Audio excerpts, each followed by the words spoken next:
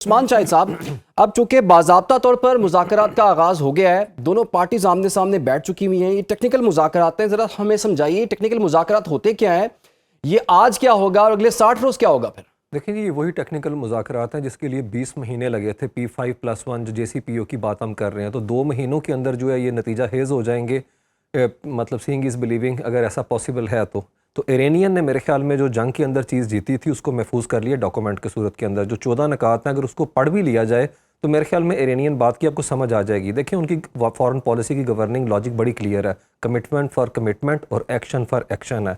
अभी जो है उसके अंदर 13 जो क्लॉज है वो तो खुद कह रही है कि जब आप फाइनल एग्रीमेंट करेंगे उससे पहले जो है ये कंडीशनल होगी कि आपने 5 जो क्लॉजेज हैं इसके अंदर उसके ऊपर अमल करना है, और वो सारी इरानियन के हक में है। पहली है इमीडिएट परमानेंट जो है मिलिट्री की जो क्या कहते हैं ऑपरेशन सारे ख़त्म करने हैं, और उसके अंदर उन्होंने लेबनान का महाज भी जो है वो शामिल किया। इसीलिए कल खबर आ रही थी कि IRGC ने अपना हुर्मुज़ को दोबारा से बंद कर दिया, जिसकी वो तरदीद कर रहे हैं अभी है। और दूसरा था कि नेवल ब्लॉकेड अमेरिका जो है हटाएगा मरहलावार, और उसके बाद फाइनल एग्रीमेंट के 30 दिन के अंदर अमेरिकन फोर्सेस जो हैं वो प्रॉक्सिमिटी से निकल जाएंगी। और थर्ड जो है वो यही है कि सेफ पैसेज इरानियन देंगे, लेकिन साथ ही इरानियन क्या करेंगे, 60 दिन की जो विंडो उन्होंने रखी है कि हम चार्ज नहीं करेंगे। उन्होंने कहा हम ओमान के साथ और दूसरी जो पर्शियन कंट्रीज़ हैं उनके साथ मुज़ाकरात करेंगे, जो कि ऑफ कोर्स इन लाइन होंगे इंटरनेशनल लॉ के तहत, और लेकिन कोस्टल जो स्टेट्स हैं उनके जो सॉवरन इंटरेस्ट हैं उनकी प्रोटेक्शन की जाएगी है। फ्यूचर की जो एडमिनिस्ट्रेशन है या गवर्नेंस अपना हुर्मुज़ के हवाले से है। और जो 10th पॉइंट है जिसकी तरफ अभी उनके बकाई जो हैं प्रेस कॉन्फ्रेंस कर रहे थे, वो कह रहे थे कि टर्मिनेशन करें उन सैंक्शंस की, और जो ट्रेजरी डिपार्टमेंट अमेरिका का वो हमारे तेल को मार्केट में लेके आने के लिए, हम जो डेरिवेटिव्स हैं पेट्रोकेमिकल प्रोडक्ट्स हैं उसके लिए वो जो इंश्योरेंस है वो उसके लिए वेवर जो है उठा लें, और साथ में बैंकिंग ट्रांजैक्शन और ट्रांसपोर्टेशन है। तो नो डाउट टैंकर्स उनके जा रहे हैं, ब्लॉकेट के करीब से गुजर के ये चीज़ें मटीरियलाइज होती नज़र आएंगी तो ईरान जाएगा। याद रखें 60 दिन की विंडो ईरान को, कि ईरान टाइम बाय कर सकता है, ईरान को चाहिए टाइम, उसे कोई प्रॉब्लम नहीं है। ट्रंप के पास टाइम नहीं है। एक ऐसे वक्त के अंदर जब अक्टूबर के इलेक्शन सर के ऊपर है, क्या वो रुका रहेगा? नेतन्याहू है वो लेबनान के अंदर ये जो सीज़ फायर है, आप चेक कर लें 2024 के जो एंड से सीज़ फायर की कितनी दफ़ा, 1200 दफ़ा तो उन्होंने ग्रॉस वायलेशन की है। 10 माइल अंदर वो चले गए हुए हैं और अभी भी हिट कर रहे हैं उन्हें, उसके बावजूद के आगे से जो हिजबुल्ला है वो भी अटैक कर रहा है। तो मेरा ख्याल है कि बड़ा मुश्किल सूरत हाल है कि डोनाल्ड ट्रंप उनको रोक के रखेंगे नेतन्याहू को है। और जिस तरीके से उनके नेफेरियस डिज़ाइन है और माइंड सेट है, और तीनों उनके जो दो अपना वहाँ पे कैबिनेट के मिनिस्टर हैं जो पूरी दुनिया ने देखा, बजाल स्मोट्रिच और जो बैन गवीर है, उनकी गुफ्तगू है। नो डाउट अब तो जो ये वाइस प्रेसिडेंट हैं वो आके बर्मला टीवी चैनल्स के ऊपर कह रहे हैं कि हम ना होते तो आप लोगों को तो आपका तो एग्जिस्टेंस ना होता। और ट्रम्प वाइस सदर है जो कि कॉस्ट पे कर रहे हैं आपको सपोर्ट करने की। और जो 11th पॉइंट है जिसकी तरफ अभी निशानदेही की अब्दुल्ला साहब ने कि फ्रोज़न जो एसेट्स हैं उसके हवाले से इरानियन को जो अपना कहा गया कि आपको तमाम वो लाइसेंसेस और ऑथराइजेशन जो है वो अकॉर्डिंगली की जाएगी है। तो मेरा ख्याल में इरानियन जो है उनके पास बड़ा लेवरेज है इस मौके के ऊपर है, वेपनाइज कर चुके हैं वो पहले से अब नाए हुर्मुज़ को है, और टेबल टॉक्स के अंदर भी उनके पास मुझे लगता है माइलेज बहुत ज़्यादा गेन करने के हवाले से। और क्या 60 दिन है, डोनाल्ड ट्रंप ये चीज़ें कर पाएंगे? और मैं बताऊँ आपको, इसीलिए G7 के हवाले से जो इजलास हो रहा था उसमें यूरोपियन कन्विंस कर रहे थे ट्रंप को कि हमें भी सीट दें बैठने के लिए, हमारी एक्सपर्टीज़ हैं इस हवाले से है। लेकिन आज हम देखते हैं they are not in the picture. तो ये BBC की खबर का जो हवाला दिया वो समझ आती है। देखें, ये जो वेस्टर्न मीडिया है उसको तो हमने 2-3 साल में देख लिया, इनकी जो अल्टीमेट हिपोक्रेसी है यूक्रेन वॉर के अंदर और गजा के हवाले से सेमेंटिक्स का इनका इस्तेमाल है। तो ये तो इंडिपेंडेंट तो मीडिया ही नहीं। कतर ने भी तो कोशिश की थी ना पाकिस्तान को रिप्लेस करने की, आपको पता है कि बड़े वफूद आते जाते रहे हैं, लेकिन वो रिप्लेस कर नहीं सका पाकिस्तान को। कतर तो मेरे ख्याल में पार्टी तो है नो डाउट इस सारे मामले के अंदर, उसमें कोई शक वाली बात नहीं है, लेकिन पाकिस्तान का जो रोल है पूरी दुनिया कह रही है। इस्लामाबाद MOU मेरे ख्याल में अभी इरानियन जो है, आप अभी चले जाएं Fars news agency, Tasnim news agency की वेबसाइट पे, वो भी यही अपना जो है कैच वर्ड इस्तेमाल कर रहे हैं यहाँ के ऊपर, इस्लामाबाद। तो मोदी की नो डाउट कोशिश इंडिया की रही है, इजराइल की रही है, लेकिन Pakistan is very much in the picture. और पाकिस्तान की जो इंटरनेशनल प्रोफाइल है इस हवाले से वो तो पूरी दुनिया ने देखा है। We no more part of the problem, we happen to be part of the solution है। तो इस सारे मामले के अंदर पाकिस्तान की जो रिलेंटलेस एफर्ट्स हैं वो तो पूरी दुनिया ने तस्लीम की है। उस्मान शाहिद साहब, ये ज़रा बताइए, पाकिस्तान को सिर्फ एक्नॉलेजमेंट ही मिलनी है या फिर कुछ ऐसा डिविडेंड भी पाकिस्तान के लिए मौजूद है? और दूसरा ये, वो जो एप्स्टीन फाइल्स का जिक्र किया है, तो इस मुआहदे की साइडलाइंस पर कुछ इसका कोई ताल्लुक वास्ता उससे भी कुछ बनता है कि डोनाल्ड ट्रंप जो हैं वो खुद से ही कुछ डिसीजन ले रहे हैं या फिर उनको कोई ऑपरेट कर रहा है अब भी?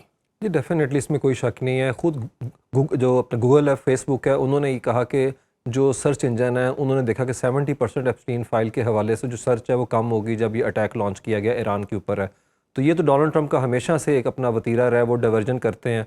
जब उन्होंने जनरल कासिम सुलेमानी को हिट करना था तब भी अमेरिका में ये सिचुएशन थी, कांग्रेस जो है उन्हें पैसे नहीं दे रही थी, 8,000 उन्होंने जो फेडरल एम्प्लॉयज़ हैं उनकी सैलरीज रोक के रखी हुई थी, तो डाइवर्ट कर दिया उन्होंने। लेकिन यहाँ पे काफ़ी ज़्यादा कॉस्ट उन्हें बेयर करनी पड़ी है और इसमें कोई शक नहीं, एप्स्टीन फाइल जो है और वो अभी तक तो पूरी तरह से आई नहीं है, उसमें भी रिडक्शन हमने देखी और 2.6 मिलियन तो अभी भी पड़ी हुई हैं और उसके बावजूद उन्होंने पॉम बॉन्डी को चेंज करके तो दूसरे टॉड ब्लॉन्च को वहाँ के ऊपर लगा दिया, तो वो तो एक पूरा फियास्को है। लेकिन जो पाकिस्तान के हवाले से बात है, मेरे ख्याल में वाकई डिप्लोमेटिक जो क्लाउट हमने गेन किया है और पिछले 1 साल से लेके अब तक अब टाइम आ चुका हुआ है कि हम उसे ट्रांसलेट करें इकोनॉमिक डिविडेंड्स के हवाले से। नो डाउट ईरान के ऊपर अगर पाबंदियों का रजीम जो है हटता है तो पाकिस्तान काफ़ी हद तक जो है वो अपना इस सूरत हाल का जो बेनिफिशरी हो सकता है, लॉजिस्टिक अरेंजमेंट कर सकते हैं, उनके साथ ट्रांजिट जो है कॉरिडोर खोल सकते हैं, हम फाइनेंशियल चैनल्स हमारे एक्टिव हो सकते हैं। आपको याद होगा IPI जो डील थी, अगर इंडिया को निकाल भी दें तो हमारी जो डिपेंडेंसी, हम तो चाहते हैं यहाँ के ऊपर ये रूट जो है वो ट्रेड आउटलेट बने और हम सेंट्रल एशियन मार्केट्स जिनको हमने इग्नोर करके रखा है, बड़ी स्लिम ट्रेड है पाकिस्तान की वहाँ के ऊपर, उसको टैप करे अपॉर्चुनिटी, क्योंकि SCO के तो अंदर आ चुका हुआ है, चाइना लेके आया हुआ ऐसे ईरान को है, तो हमारी भी डिपेंडेंसी का साइकिल थोड़ा कम हो जाएगा, मिडल ईस्ट की तरफ है और हम भी गवादर को जो है वो एक्टिव कर सकते हैं। और कराची पोर्ट जिस तरीके से हमने उसकी रोशनियाँ देखी और उस तरह जिस तरह से उसे मदम डिम कर दिया गया था, ये दुबई के मुकाबले के अंदर है, तो पाकिस्तान के पास गुंजाइश तो वही है बहुत ज़्यादा, लेकिन फिर वही बात है कि वो need to put our house in order first है। देखें, आप जाके जो आइडियोलॉजिकल फोइज हैं उनको साथ बिठा सकते हैं, तो आप जो अपने मुल्क के अंदर के मामलात हैं उसके लिए क्यों नहीं दिल बड़ा कर सकते, क्यों नहीं सारे स्टेक होल्डर जो हैं, और मैं तमाम पॉलिटिकल फोर्सेस की बात कर रहा हूँ कि उन्हें इस चीज़ का ख्याल करना चाहिए। देखें, हम तो इंटरनली भी ब्लीड कर रहे हैं, एक तो हमें वेस्टर्न ईस्टर्न बॉर्डर से जो थ्रेट अपना पोज किया हुआ है, कोवर्टली और ओवर्टली जो है वो भी हमारे खिलाफ हुए पड़े हुए हैं, तो मेरे ख्याल में हमें इस चीज़ों को भी देखना पड़ेगा। और इकोनॉमिक सॉवरेनिटी बहुत बड़ी चीज़ होती है, टेरिटोरियल बाउंड्री तो हमारी इंटैक्ट है, वो तो ठीक है, दुश्मन नहीं आ सकता, और डिफरेंट चैनल्स डिफरेंट मीन्स के थ्रू वो हमें कोशिश कर रहा है टारगेट करने की है।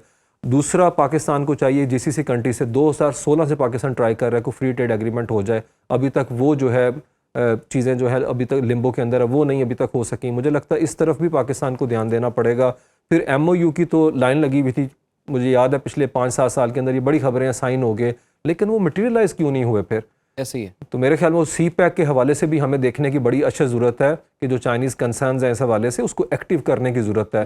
देखिए, अब रेट्रिक से जो है ना, मुझे लगता है मामलात आगे की तरफ नहीं चलेंगे, तो हमें गुंजाइश निकालनी पड़ेगी इन चीज़ों के हवाले से भी, और जिनके साथ हमारी यहाँ दोस्तियाँ हैं, अभी जिस बात की अब्दुल्ला हमीद साहब ने, कोई शक वाली बात नहीं, उनका रेगुलर फीचर है डोनाल्ड ट्रंप का इंडिया को बैश करना, लेकिन वाकई 19%, और अभी इंडिया जो है अपने मौक़िफ़ से पीछे नहीं हटा।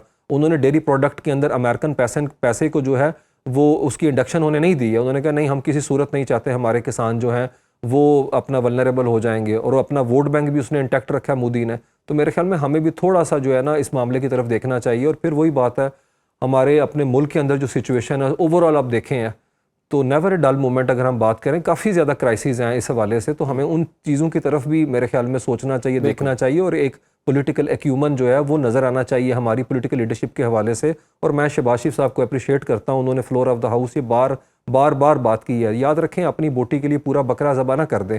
हम 25 करोड़ पाकिस्तानी हैं, 60% यूथ है, 18 से 35 साल की एज ब्रैकेट के लोग हैं, फ्री लांसिंग में हम टॉप के ऊपर हैं। ये सारी एनर्जी चैनलाइज करने की ज़रूरत है, और उसके लिए मुझे लगता है कंसर्न क्वार्टर्स जो हैं उनको ज़रा संजीदगी के साथ गौर करना पड़ेगा।